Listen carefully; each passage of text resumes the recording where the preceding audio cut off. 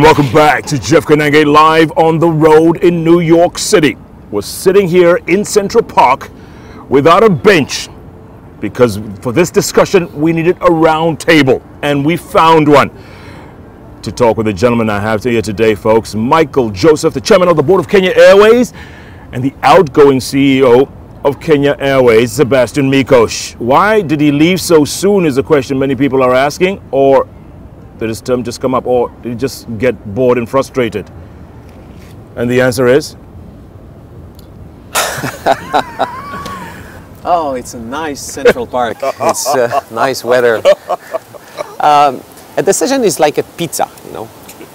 It's made out of many ingredients. So you never have, when you make a decision which is such an important decision, it's never one factor, one element.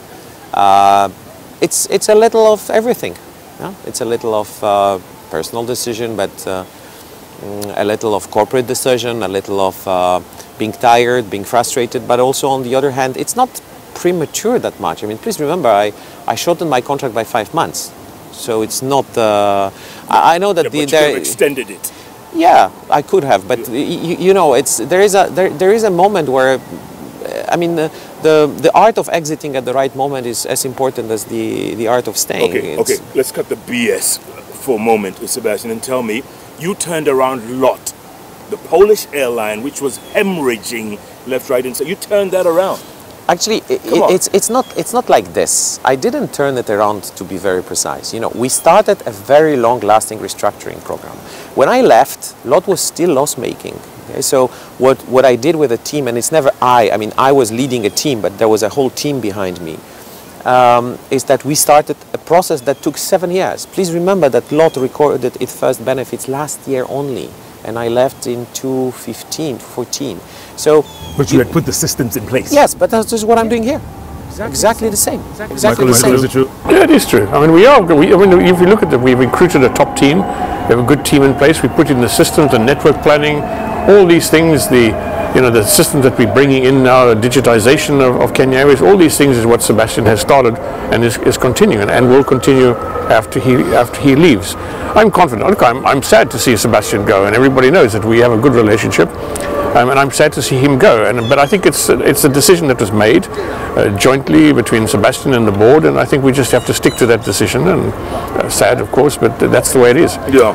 Just coming back to your question about this issue about KQ taking over KA. Yes. You know, we never contemplated this at all. It was never what we wanted to do. We wanted to have a partnership, an equal partnership between Kenya Airways and JKLIVE. That was our original idea of how to help the airline to grow and to improve the airport. Those two objectives.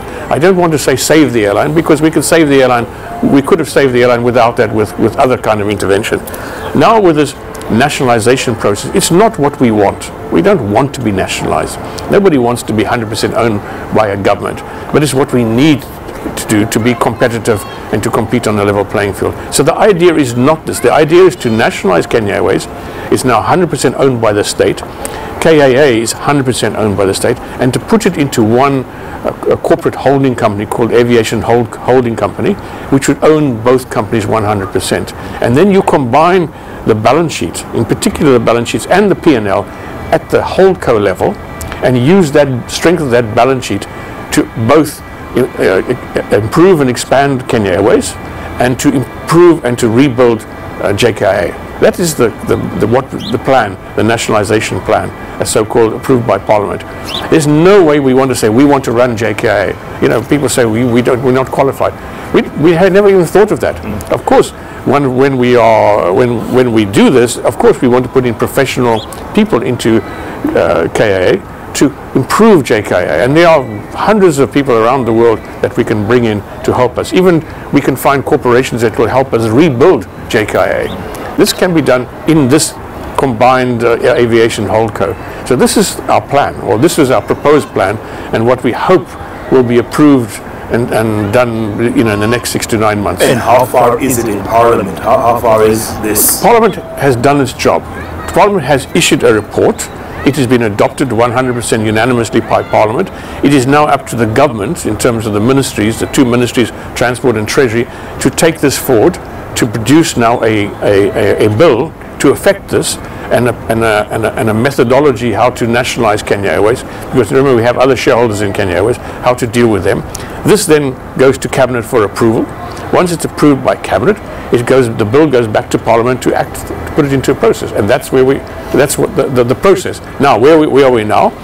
We have drafted the omnibus bill for the aviation holdco. We have put in place the methodology of how to privatize Kenya Airways, because we have to take care of the banks that are 38% shareholder, we have to take care of KLM, and we have to deal with the minority shareholders. And all of this is now in place and ready for the next step, which is Cabinet approval. Are you optimistic about that? Can we come back to optimism then?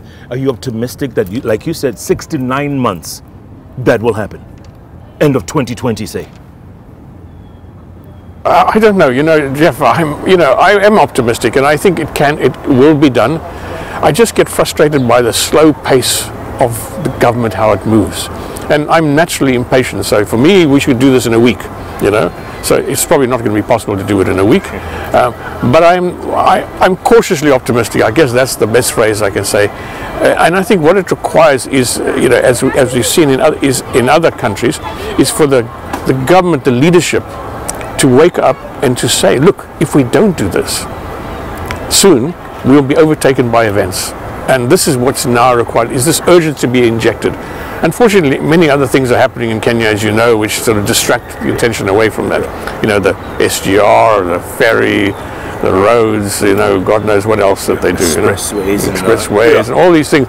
And of course the government has lots of other priorities as well, with just not Kenya Airways.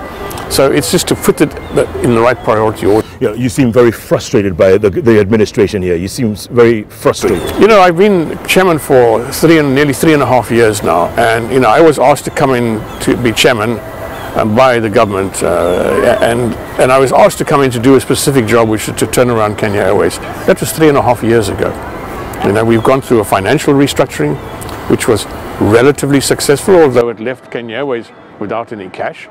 And it's been a 3.5-year journey, and in my view, and at the pace at which I would like to work, it should never have taken this long. And that's what makes me frustrated, because I have another 2.5 years left, and in this 2.5 years I want to have this finished. So I want to have this finished tomorrow, and it's frustrating. Yes, it's frustrating, and I can't hide my frustration. But I think that if everybody watches your program will be looking at this, they'll say they know that I'm frustrated, because I've vented my frustration at every possible level in Kenya. Is anybody listening? Listening, yes. Here comes the coffee, guys. That's the luxury. Thank you. It's really fantastic. Yeah. Listening, yes. Listening, yes, but doing nothing, yes. I won't say doing nothing, but there's very little action to be seen. Sebastian, is this the way to go, nationalizing the airline, going that route that Michael just described? I mean, there is no any other better idea. If someone has one, we are ready to listen. But other than criticizing, again, and as an outgoing, I can be maybe a little more open. Please do. And first question. He can't be fired again. Yeah, I mean, so. The first question to answer, and this is an important, really one, is can we call a cat a cat? Yes. I know that Kenyans, with all this proudness issue, etc., but we are losing it. And I've been living in Kenya since almost 3 years, so it's my place on earth now for the remaining few months. I mean, why nobody noticed? Why nobody is panicking? And actually, I consider this being a success. And I was not hired by Michael to do that. But the political attention, the personal attacks, all these accusations, all this, who owns the planes, is the first family involved? I mean, all this nonsense that you call BS, and I can call it BS with capital letters. Yes. We went through all this, okay? So we went through this, numbers of hearings, etc. So my first thing is there is no way back. I mean, these countries around, they'll not stop because we don't like it. They'll take the part of the traffic that grows, and before Kenyans wake up in the next 10 years, it's going to be literally too late. So don't take me wrong. KQ might or might not disappear. That's very much political decision. Jomo Kenyatta will continue existing, but what's going to be the role on African map? And we have to wake up, you know. People around are doing good job. And it's not just because Kenya is the most stable country in the area that the first place is due. Okay, so that's something that needs to be told. Yeah, Ethiopia is doing well, Rwanda is doing well. Plenty of countries are. Look at Mauritius, how they are doing well. Yeah? We don't have enough tourists. We don't have enough business coming. I mean, the foreign direct investments are low. I mean, macroeconomics, yes. And all of this lies partly in the fact that you need an infrastructure. So when I look at people asking me for dividends, I said, what do you want for your country? Dividends? Is it what matters? What matters is that we keep the position of one of the 5 major hubs on the continent. And this position has been very strongly challenged and actually has been taken away from us by Ethiopia, and it's going to be taken away from us by other people. So then, of course, there is a whole, so I'm asking myself questions and answers, so you stop me because I can go for until the end of the show. But yeah, national companies are badly managed. Yes, that's okay. And Ethiopia, state-owned. Emirates, state-owned. Rwanda, state-owned. Uganda, state-owned. Are they doing badly? No. There's, you know, you can create a framework in which Egypt just did it. Egypt just created a holding where they've put all the assets together because the principle is to cross-subsidize. So whenever a passenger lands in an airport, the money that he leaves goes to pump into all the system that elevates the water level. That's the whole. And here we have, oh, Jomo Kenyatta is a profitable company. I mean, I'm very respectful of the airport, but with all due respect, if you were the only station in the airspace of Nairobi, you would be hugely profitable. When you're a monopolist, it's so easy. Yes, they are a monopolist, so it's really difficult to screw up when you're a monopolist and not be profitable. So all of this has to be put on the table. The BS has to stop, and political decision needs to be made because it is a political project, it is a political decision, and it has to be a political outcome, yes? And is the government willing to have full ownership, part ownership, holding, not holding, doesn't matter. Anything but a decision. You guys, you obviously voice your concerns to the government. You do this to them. Are they not listening, or they just don't get it? Judging by the facts, we are not on a highway. Huh? I mean, you know, the restructuring in 2017 has left the airline with no cash, no cost addressed. We keep having all problems as we had in 2017. So, of course, you have an internal improvement, but it's not possible to do it on your own because, you see, on top of that, what we forget, and this is something which is a contradiction in Kenya, which we let the other people taking the business away from us just for free. I mean, Kenya is extremely open in terms of arrival and departure of businesses. Currency, you have no any issue of expatriation. Yes, the country is stable. The currency is very stable. So if you take all the neighbors around, we are one of the most stable. But still, we allow them to come and take the traffic. Look how much time it took to forbid other carriers to use the so-called 50. All the cargo freight business to foreign carriers. We authorize it, and they don't. So all this openness is very metric. We authorize them, they don't. It's changing now, so there are areas in which it's changing. Right. It's still not enough if you want to make it an asset that contributes few % of your GDP. Michael, what is it about you? Do you love challenges or you just enjoy punishment? because, I mean, the way you described all this, like, and you're still there? You haven't resigned? You haven't quit? Well, okay, this is a continuous debate between Sebastian and myself. He's saying, are you nuts? Yes, exactly. You have a legacy of Safaricom, yes, of M-Pesa, and you are now beating your head against the wall with Kenya Airways. Are you nuts? In fact, even people close to me have said, are you nuts about carrying on like this? And sometimes in the early hours of the morning, I do question myself, am I really nuts and am I really doing the right thing? But let me say this, that I was asked to do a job. I was asked by the president to do this job. I considered my duty to do this job as a Kenyan. As I've been in Kenya, I love Kenya. You know, I consider it my duty to try my very best and to give up, which is a very tempting to do. I must tell you, it's sometimes very tempting to give up and say, I cannot do this. It's impossible. Nobody's paying attention. But I cannot do such a thing because I've been asked to do a job and I'm extremely loyal and I'm extremely driven to be successful. Now, I risk everything. As Sebastian has reminded me many times, I risk everything because if something goes wrong with Kenya Airways, I will be blamed. Not him, not the board, me. Because I'm the most visible, well-known individual involved in this, unfortunately. So it's high risk, but I still think that it's something that is I should do. Okay, some people will say I'm stupid, but fine. Some people say I'm stubborn.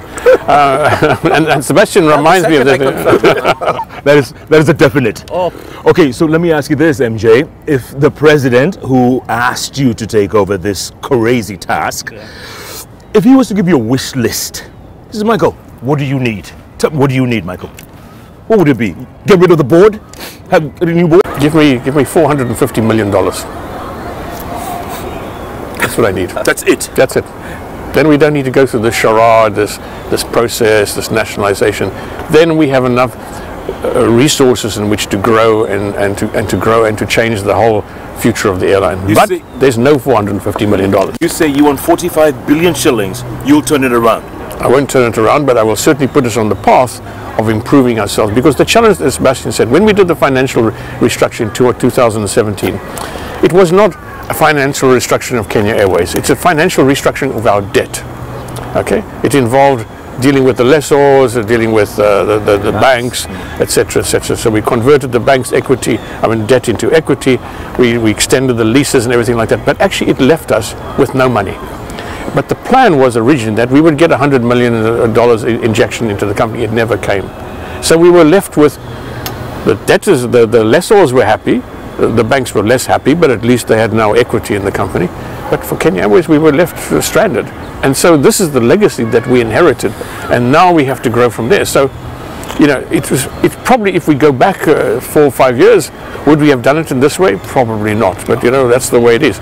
And because it was financially restructured, because we continue to fly every day, because the New York flight takes off every night, it works, the airport works, people think things are fine. Even now, some of our employees think things are fine. What are you worrying about? But sometimes it's challenging to pay the salaries. Jeff, absolutely. You asked this interesting question now about nationalization. Is nationalization the only way? That's very interesting, because I'll take a provocative step again. But it was private shareholders who messed up the airline, not the state. Actually, the state intervened. So when there was panic, the state intervened. So the state was less than 20%. And it's thanks to the state that the airline survived. So you can argue that actually when you have private shareholders who just look after dividends and the bottom line, they are not rational either. You can prove this way or that way. So the state has stepped into it because it needed to survive. But what happened is that, and this is this whole contradiction that needs to be sorted out. The state stepped in, but behaving like a completely private company. This is why banks got very good deals, lessors got a very good deal and a sovereign guarantee, because you assumed you are a listed company, you're on the private market, and nobody in Kenya competes with us. I don't have a Kenyan competitor. All the competition is outside. And this competition looks as I say, oh, they do private thing, but we do state thing. We're sitting in the US. The biggest debate you have on this market is between privately owned and managed big American carriers and the Gulf carriers. Because these people here say that when Abu Dhabi or Dubai are putting $2 billion equity into their airline, it's nothing else but a subsidy. And there is a big debate, is a shareholder, which is state, have the right to behave like a private? But they end up having much cheaper access to money. So this is why I'm so pessimistic, if I may say, or reluctant to see this SATM, the single African air transport market coming. Because you will never allow not only us, but smaller carriers to create and grow, to strive. Because you cannot sustain a competition where you have a state-owned body which competes with you on completely state-owned terms, versus a private where you do not have the same rules. And this is what we call the legacy. It's not to blame anybody. Maybe if I was sitting in the board that did Mawingu plan, I will also buy the 777s. I don't know. I don't know on someone who come in 3 years and says, oh, he did this bad and this bad, because it's so easy to see it from time perspective and judge people in the past. But that 777 was a disaster. Whatever, but it's okay, but it's done. Okay, so someone can write a PhD about wrong decisions, but it doesn't help us today. Yeah? Today we need to go forward. And it doesn't help to chase the ghosts. What it helps is, okay, that's what we did. That was a wrong assumption. Now, how we go forward, how we keep the jobs, how we keep the connectivity, how we embrace this airport, which has an appalling quality. You know, when you arrive, I have plenty of friends who came, it's like, is it Nairobi airport? Really? Why is it not like Gwangju? Why is it not like even Dar es Salaam? Why can we operate the Dreamliner, but we cannot land in an airport like Bangkok, for example? And we want tourism. So these questions need to be answered, but the answer is not the decisions, actions. Yeah, and people to make those decisions, and they're not there. Gentlemen, I want to take a break, come back. Plenty more ahead. You know, hey, 450 million, that's all you need. Yes. Is it there? Is it where? Is it there? Is it there somewhere? I have no idea. I think it is. It is. Of course it is. That's like 1.5 Thika superhighways. But it's not cash. It's not cash. There are other ways to getting it. Take your cash from the commercial break, and I'll do it later. That's exactly what we're going to do. On Jeff Koinange live on the road in New York City, Central Park to be precise. Michael Joseph, Sebastian Mikosh. I tell you, they're not holding anything back. They are shooting from the hip. You know why? They've got nothing to lose. Nothing to lose. They were given these jobs and they did the best of their abilities. Michael's still there. I don't know why. I don't know why. But you just love challenges or punishment or both. Jeff Koinange, keep tweeting at Koinange Jeff at Citizen TV Kenya. The hashtag is JKLIVE. JKLIVE takes a break from New York. We'll be back in a moment.